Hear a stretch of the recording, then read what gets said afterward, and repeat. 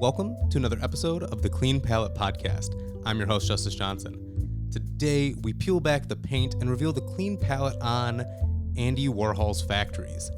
This man you have definitely heard of. He is one of the most influential artists, and especially one of the most influential artists of pop art in the 1960s. But instead of him, I would like to dive into the unique place where he made his art and all of the things that happened in this wild studio. For those of you that don't know or need a refresher, Andy Warhol was born in the summer of 1928 in Pittsburgh, Pennsylvania. Andy went to college at Carnegie Institute of Technology in Pittsburgh from 1945 to 1949. During this time, he would study classical studio art painting and training. The eccentric artist later moved to New York City at the age of 21. East Village would be his new home. It was modest, but it would work. The apartment was on St. Mark's Place, and 10 years later, he would purchase a row of houses in the same neighborhood. This artist obtained many jobs as a commercial artist. He would draw advertisements for magazines and shoe companies. He would sit in local coffee shops and work on ads for companies like Tiffany & Company, Vogue, RCA Records, and a bunch of others. This would highlight his interest in influencing American culture. His ad portfolio would turn into more individual paintings. He was becoming a well-known artist, and people were flocking to him, especially people that liked his hand-drawn quality. It had a different feel than a lot of the other paintings around, and it had a lot of contemporary feeling to them. It was very unique. Andy's paintings took up a large amount of room, and at some point he realized that he couldn't create in his apartment anymore. A friend found a studio which he could paint in. It was in an old firehouse. This was on the second floor, which he would rent the space for $150 a month. It was cheap rent for a cheap place. The studio had no running water and no heat. Essentially, it was an empty box with lights. The 5,000 square foot would be very useful for his paintings. He also discovered that a lot of his paintings required a lot of detail and they were very extensive. So he found that he needed assistants. Andy had this revelation for the assistants after his iconic Campbell's Soup series. The artist would move into what is referred to as the Silver Loft, which was also called the Factory. This factory was located on East 47th Street. The Silver Factory was a place where most of Andy Warhol's magic would happen. We were all people who had this divine will welling inside of us, driving us, saying, art, you just have to create. It doesn't matter what you do, if you paint or dance or make music, use everything. But in New York, in the Village, you are free to create. And there was a whole community here. That was Billy Name, one of Andy's close friends and who they called the factory gatekeeper. Within this era of Andy's life, he had stepped away from more commercial works and he was now working on several commissions. Most of the works done were painted by hand before. Now, as he moved into the factory in 1963, he would turn to photo silkscreen. And silkscreen paintings, or screen printing as more commonly called today, is a process where you use a mesh to transfer ink from one subject to another, and you block out all of the regions of the screen that you don't, and so the ink can pass through and go through those spaces. Gerard Malanga was Andy's main assistant and Andy's bridge to other artists. He realized I had silk screening experience and he needed someone to help him silk screen his paintings. And so what started out as a summer job, because I was in college at the time, ended up being a job for about 7 years. The two were brought together by Charles Henry Ford. Charles knew Malanga had experience with screen printing, and so he decided to connect the two together. Andy's commission process was very extensive. A celebrity that wanted a commission would end up paying around $25,000 per painting.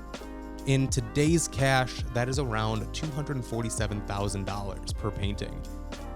Once the artist and the celebrity would agree, Andy would invite them over, and he took an excessive amount of Polaroids. The subjects would sit there for hours, and Andy used Polaroid's big shot camera. It was a massive camera that dwarfed others in comparison. Once he had taken more than 60 pictures, he would then only make 4 massive prints of the Polaroids. Then they would be around 8 by 10 inches, and he would doctor the prints so they would be more attractive than they really were. Nothing major, but small adjustments would be made. Each print would be blown up to a massive 40 by 40, and Andy would become the Willy Wonka of his factory. He didn't paint every stroke by hand or even make the colors himself, but he was the best curator. Workers would make the colors and they would come check with Andy, and if the shade was a little too dark or a shade too light, he was very vocal because he was a perfectionist at heart. He would have flesh tone canvases for male portraits and a more pink tone for females. He would also paint colored areas like hair, eyes, lips, like a tie for men or jackets. The detailed images would then have colored segments and have slightly different alignments, which would give it a shifting look, almost like if you see like the 3D paintings on TikTok or Instagram. Eventually, Andy would move away from more physical art, and he would branch off into different mediums. We met Taylor Mead, who was in The Flower Thief, and we were going to California. And I bought a camera. During this time, Andy decided to take a break from this physical art, and he would start moving into movies. He bought a 16-inch millimeter camera that he bought from a store in Manhattan, and he started making movies almost immediately that same month. Over the course of this time at the factory, he made 650 movies. His movies were very raw, little production value went into them. Some of them would be straight reels, and they ranged from minimalist avant-garde short films to more commercial productions. Many were very short, they could be 3 minutes long, while some of them could be up to 8 hours. In interviews, Andy always seemed to be detached from his work, but for movies, he would pick people to be the director, and again, he would serve as more of a producer or a curator. He rarely featured in his films. If they were, it was more of a cameo. Many of the people that he did feature in these movies were people that Andy knew personally. They were New York City artists, dancers, and poets. Ran into Andy, and he said, "Oh, we're making a movie. Come on over, and be in it." So I went over one day, and first of all, it was windy and cold. And this guy was sitting in a bathing suit. He was sitting in a bathing suit, and they were trying to shoot a scene. No script. Nobody knew what to do. Andy looked like he was lost. He was with the camera and everything, told what to do and everything. And I said, "Oh boy, I can't work with these people, you know. There's no script. I've never worked without a script." But I've always wanted to do improvisational, and it excited me, you know, made me start thinking. The films would explore fame, glamour, mass media, sex, politics, and tragedy. They challenged expectations, but they always drew a crowd. Sometimes Andy would be sitting in a chair, but a lot of his early works were really controversial. One of the earlier ones was entitled Blowjob, and it was a camera pointed at a man, and it was just his face while he received a blowjob. While many of them had sexual tones, the other themes he explored were just as prevalent. Another massive success that Andy did not create himself that had major influence in was the Velvet Underground. We we started we're sponsoring a new band. It's called the Velvet Underground, and we're trying to. Since I don't really believe in painting anymore, I thought it would be a nice way of combining, and we have this chance to combine music and art and films all together, and we're sort of working on that, and well, the whole thing is being auditioned tomorrow. This was an American rock band known for their primal guitar sound and their urban noir lyrics. They were heavily influenced by avant-garde art and modern literature. Avant-garde, for those that don't know, is new or experimental ideas. Think of strange runway show apparel. The group's main members were Lou Reed, John Cale, Sterling Morrison, Maureen Tucker, Nico, Angus McKillies, and Doug Yule. Then, like most of the groups, they had a shifting set of members now and then. They were very popular in the 1960s, mainly because of Andy. Andy met the Velvet Underground while they were performing in Greenwich Village Club in 1965. After hearing the band perform, he would become their manager, and he would give the band tons of money. The band's lead, Lou Reed, could appreciate the freedom that Andy gave the group.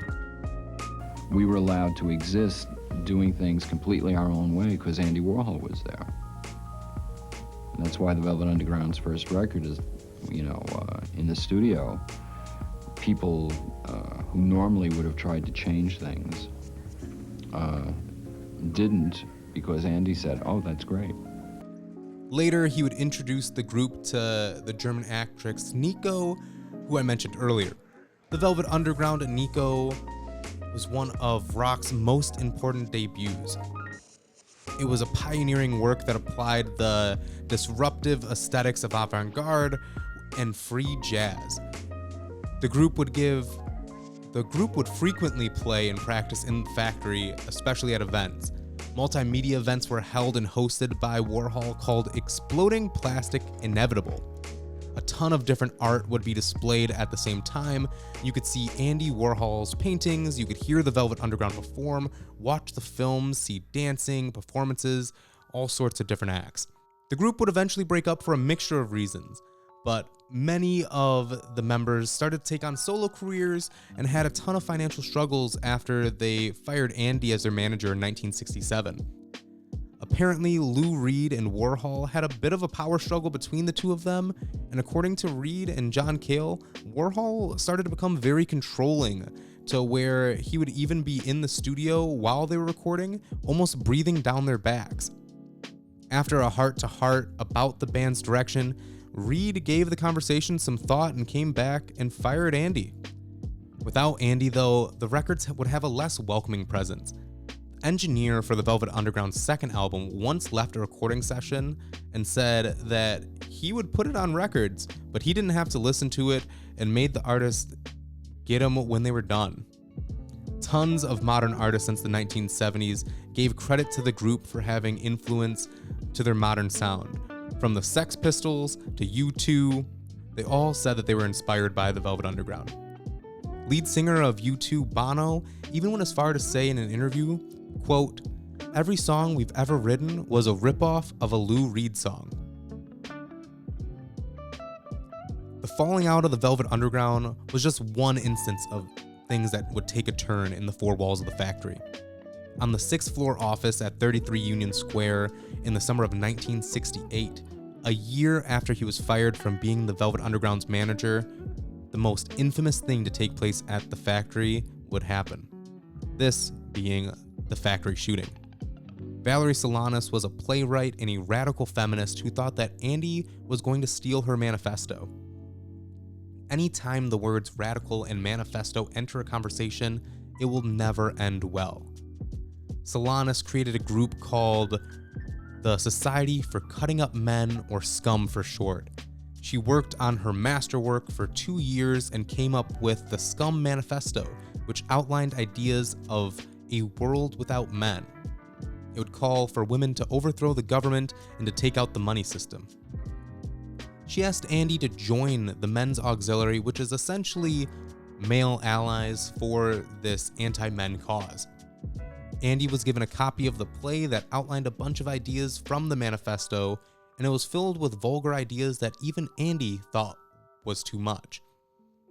The opening line of this manifesto was, quote, "Life in this society being at best an utter bore and no aspect of society being at all relevant to women, there remains to civic-minded, responsible, thrill-seeking females only to overthrow the government, eliminate the money system, institute complete automation, and destroy the male sex," end quote. He eventually misplaced the manifesto, but Valerie Solanas thought that he was trying to steal her work. Andy was known for borrowing ideas from other creatives, so Valerie came to the conclusion that he didn't actually lose it, but instead was trying to steal her manuscript for his own art. The phone would ring and ring and ring in the factory, and she would just ask where it was over and over, and eventually they just stopped answering her calls. Then on June 3rd, she barged into the studio with a grudge and had 2 guns with her, but Andy wasn't there. She would leave, and she would come back and forth several times until she spotted Warhol walking on the sidewalk. The two would ride the elevator up together, and when she got inside of the factory, she would take out her .32 Beretta and shoot Andy and a London art gallery owner, and she would flee the building. In Times Square, she turned herself in to police, going to an officer and saying, "He had too much control over my life," in reference to Andy. 2 bullets had torn through Andy's liver, spleen, and both of his lungs. Reporter Jim Gash would later confront her right after the shooting, and this is what she had to say about it. Why did this happen? Because he's a Well, let's clean it up a little bit if I can put it on the air. Why did this happen? because he's a piece of garbage. What did he do to you? Well, let's say, my organization is Scum. He wanted more than anything to control Scum. Yeah, we wanted Scum and we got it. He may die. Good. You mean that? Yeah, I do. Why do you hate him so much? Because he's him. He gave you a part in one of his movies. Big deal. I didn't ask for it. He asked me to do it. What do you think's going to happen to you now? I have no idea. I don't care. I'm looking forward to going to jail because there's nothing out here but garbage. He was rushed to Columbus Hospital, where he was pronounced dead. Fortunately, that was short-lived, as doctors were able to revive him. His life would forever be changed, though, because now, after spending 2 months in the hospital, basically fighting death itself, he would be forced to wear a surgical corset to hold all of his organs in place. It turns out, though, the manuscript for the play that she was looking for ended up being at the bottom of a wooden trunk that Andy just forgot about. While looking back on the situation, one of Andy's close friends and playwright, Robert Hyde, tied his fame to the shooting. Andy was good for some people and not others. And so he inspired admiration just as he inspired enmity and hatred. It's no accident that Andy is shot. When he becomes so famous, so much of an icon, then there's somebody laying in waiting to possibly. He was at the cutting edge or the beginning of the age that we live in now, of technology, and in the future we won't want our 15 minutes of fame. We'll pay dear for our anonymity. 15 minutes of fame and the factory can't be talked about in the same sentence, because this spot was so influential for developing art and was just a creative zone unlike anything else. People could come in, and it was a hub that allowed for movies, music, dancing. Anything that had a creative spirit was implemented, brought in, and was watered and flourished. This wasn't meant to be a spot where ideas were mainly put down. Andy had a cause, and a lot of people knew that Andy was this curator. They said that when Andy wasn't around, things just wouldn't get done. He had a special presence about him that would bring in people and would allow their best forms of creative flow to, flourish. And while unfortunately today you can't step inside of one of Andy's factories to see where the magic happened, the closest thing that you'll get is the Andy Warhol Museum in Pittsburgh. Not only does the museum have one of the largest collection of his works, but it also has what they call the factory. It's an all ages hands-on art studio, and you can learn about all sorts of things from painting to sculpting. And one of the cool things you can do there is you can put yourself in the shoes of someone at Andy's factory, one of his assistants, and you can make these prints. They will teach you how to use screen printing, and you can print paper for free, but you can also print your own souvenirs like t-shirts and tote bags. And I just think that this is an amazing way to keep the legacy going of the factory, and I believe that more places need to have this creative spirit where you can go and just flourish, and it's not just a one-stop shop. I think that a lot of art is kind of gatekeep, and there need to be more spaces where people can just go and express themselves, but there won't be another artist like Warhol, at least for a while. I don't think anybody's doing what he did. I don't know if anybody will come close. But this has been another episode of the Clean Palette Podcast. I've been your host, Justice Johnson. Until next time, stay creative, and I'll see you when the paint dries.